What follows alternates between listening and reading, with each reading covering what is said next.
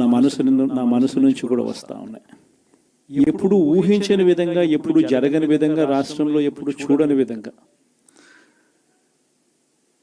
మనలో ఏ ఒక్కరైనా కూడా తలెత్తుకొని తిరిగే విధంగానే పాలన సాగింది.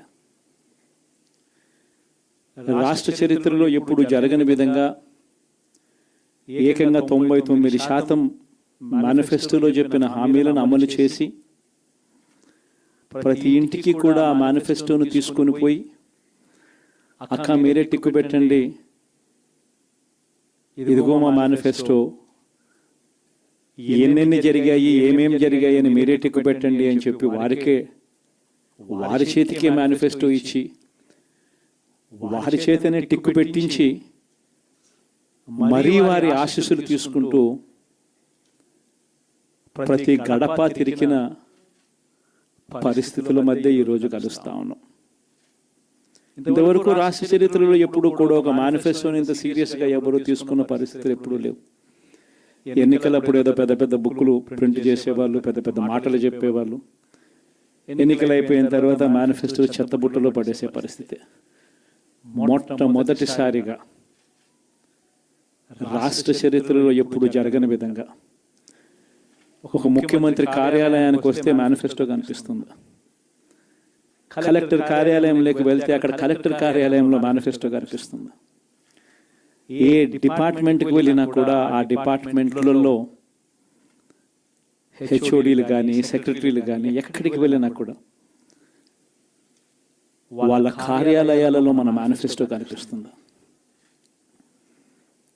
ప్రతి డిపార్ట్మెంట్కు, ప్రతి కలెక్టర్కు ఈ మేనిఫెస్టో పెట్టి ఇదే మన ఎజెండా, ఈ ఎజెండా ఆధారంగానే పాలన సాగుతుంది అని వారందరినీ కూడా మొట్టమొదటి రోజు నుంచి కూడా సమాయత్తం చేసి ఏకంగా 99% హామీలను అమలు చేసి గర్వంగా, సగర్వంగా తలెత్తుకొని మళ్ళీ ప్రజల దగ్గరికి వెళ్ళి ఓట్లు అడిగే పరిస్థితిలోకి మొట్టమొదటిసారిగా ప్రభుత్వం అడుగులు వేసింది ఈ మన 5 సంవత్సరాల కాలంలోనే. నిజంగా ఇది జరిగినప్పుడు, చూసినప్పుడు నిజంగా ఆశ్చర్యం అనిపిస్తుంది. ఎప్పుడు చూడని విధంగా ఏకంగా 2,70,000 కోట్ల రూపాయలు, ఎప్పుడు జరగలే ఇది. ఏ పథకం ఎప్పుడు ఇస్తామో, ఏ నెలలో ఇస్తామో ఏకంగా క్యాలెండర్ ముందే ప్రకటించి, ఆ సంవత్సరానికి సంబంధించిన క్యాలెండర్ ముందే ప్రకటించి, ఆ నెల వచ్చేసరికి ఆ బటన్ నొక్కడం, నా అక్క చెల్లెమ్మ కుటుంబాల ఖాతాలకు నేరుగా వెళ్ళిపోవడం ఎప్పుడు జరగల. నిజంగా ఒక్కొక్కసారి అనిపిస్తుంది, ఏమయ్యాయి ఆ ప్రేమలు, ఏమయ్యాయి ఆ ఆప్యాయతలు అని ఒక్కొక్కసారి అనిపిస్తుంది. 66 లక్షల మంది పెన్షన్లు తీసుకుంటా ఉన్న అవ్వాతాతలు, మనం రాకమునుపు, మనం అధికారంలోకి రాకమునుపు పెన్షన్ కేవలం 1000 రూపాయలు. ఎన్నికలకి 2 నెలల ముందు వరకు కేవలం 1000 రూపాయలు.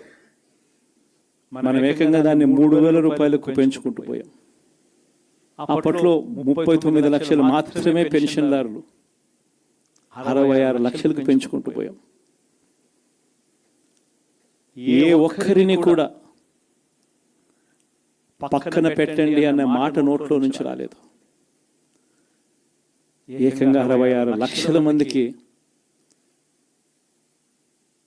ఇంటి వద్దకే, మొట్టమొదటిసారిగా ఇంటి వద్దకే వెళ్ళి వాళ్ళ బాధలు తెలిసిన వ్యక్తులుగా వాళ్ళ చేతికి అందించి వాళ్ళ ఆశీస్సులు తీసుకున్నాం. మరి ఏమయ్యా 66 లక్షల మంది అవ్వాతాతలు, ఆ వికలాంగులు, ఆ వితంతువులు, అక్క చెల్లెమ్మలు, వారి ఆప్యాయతలు, ప్రేమలు ఎప్పుడు జరగని విధంగా 54 లక్షల మంది తల్లులకు కేవలం మీ పిల్లలకు బడులకు పంపించండి చాలు, మీ పిల్లలు గొప్పగా చదవాలి, మీ పిల్లలకు మంచి భవిష్యత్తు ఉండాలి, 54 లక్షల మంది అమ్మలకు అమ్మఒడి. మరి ఏమయ్యాయి వాళ్ళ ప్రేమలు, వాళ్ళ ఆప్యాయతలు? ఏకంగా 53,58,000 మంది రైతన్నలకు. ఇంతకుముందు ఎప్పుడు జరగల. పెట్టుబడి సమయం వచ్చేసరికి రైతన్నలకు పెట్టుబడి సహాయంగా రైతు భరోసా ఇచ్చే కార్యక్రమం. ఇప్పుడు చూడని విప్లవాత్మక మార్పులు వ్యవసాయ రంగంలో.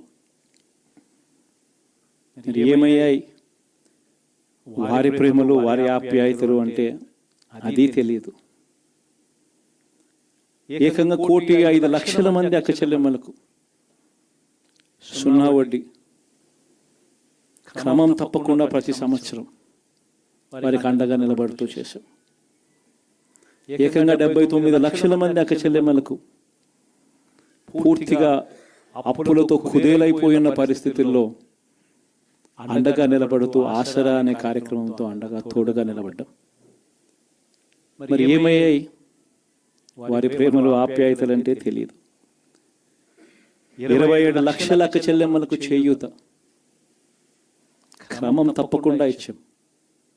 ప్రతి సంవత్సరం 30 లక్షల మంది పిల్లలకు మంచి జరిగిస్తూ ఆ తల్లులకే విద్యా దీవెన, వసతి దీవెన. ఏకంగా 31 లక్షల అక్క చెల్లెమ్మలకు ఇళ్ల పట్టాలు. ఏమయ్యాయి వారి ప్రేమలు, ఆప్యాయతలు అంటే తెలియదు.